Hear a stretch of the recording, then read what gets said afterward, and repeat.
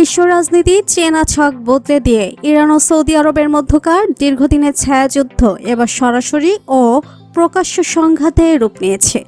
মধ্যপ্রাচ্য জুড়ে ওয়াশিংটন ও তেহরানের মধ্যকার বৈশ্বিক সংঘাতের যে সমীকরণ তৈরি হয়েছে, সেখানে সৌদি আরবও মার্কিন শিবিরের অন্যতম প্রধান মিত্র হিসেবে জড়িয়ে পড়ায় পরিস্থিতি আরও জটিল হয়ে উঠেছে। ইয়েমেনের মরুভূমি এখন দুই আঞ্চলিক পরাশক্তির প্রধান রণক্ষেত্র। পরোক্ষ লড়াইয়ে চাদর ছুড়ে ফেলে তেহরান ও রিয়াদ এখন অনেকটাই খোলাখুলি মুখোমুখি অবস্থানে। সম্প্রতি জাতিসংঘের মধ্যস্থতায় হওয়া ভঙ্গুর যুদ্ধবিরতি পুরোপুরি ভেঙে পড়ার পর ইয়েমেনের মারিব ও হাজরামাউত অঞ্চলে ইরান সমর্থিত গোষ্ঠীর ক্ষেপণাস্ত্র ও ড্রোন হামলায় সৌদি সমর্থিত বাহিনীর অন্তত ৩০ জন সেনা নিহত এবং ৫০ জনেরও বেশি আহত হয়েছেন। তবে বিভিন্ন আন্তর্জাতিক গণমাধ্যমের সূত্র অনুযায়ী এই হামলায় নিহত সেনার সংখ্যা ৬০ ছাড়িয়ে যেতে পারে।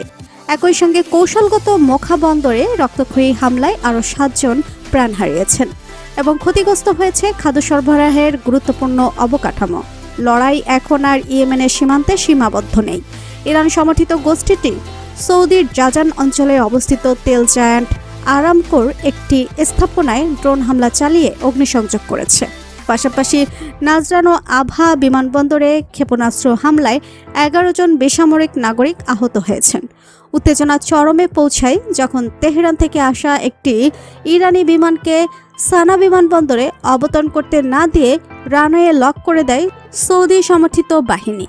এর জবাবে সৌদির বিরুদ্ধে সরাসরি বিমান ও নৌ অবরোধের হুমকি দেয় ইরান সমর্থিত গোষ্ঠীটি এবং আন্তর্জাতিক বিমান সংস্থাগুলোকে সৌদি আকাশসীমা এড়িয়ে চলার কড়া বার্তা দেওয়া হয়।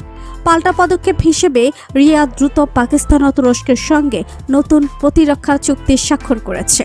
মূলত যুক্তরাষ্ট্র ও ইরানের মধ্যকার সংঘাতের প্রেক্ষাপটকে কাজে লাগিয়ে তেহরান যেমন সৌদির ওপর চাপ বাড়াচ্ছে, তেমনি রিয়াদও মার্কিন শিবিরের শক্তিকে পেছনে রেখে পাল্টা প্রতিরোধ গড়ে তুলছে।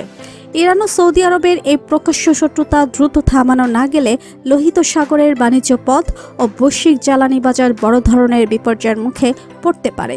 সংঘাতের আগুন এখনই নেভানো না গেলে তা পুরো মধ্যপ্রাচ্যকে এক অনন্ত ধ্বংসযজ্ঞের দিকে ঠেলে দিতে পারে।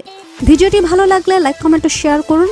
আর আমাদের চ্যানেলে নতুন হয়ে থাকলে অবশ্যই চ্যানেলটি সাবস্ক্রাইব করে রাখুন, যাতে নতুন সব আপডেট সবার আগে পৌঁছে যায় আপনাদের কাছে। ধন্যবাদ সবাইকে।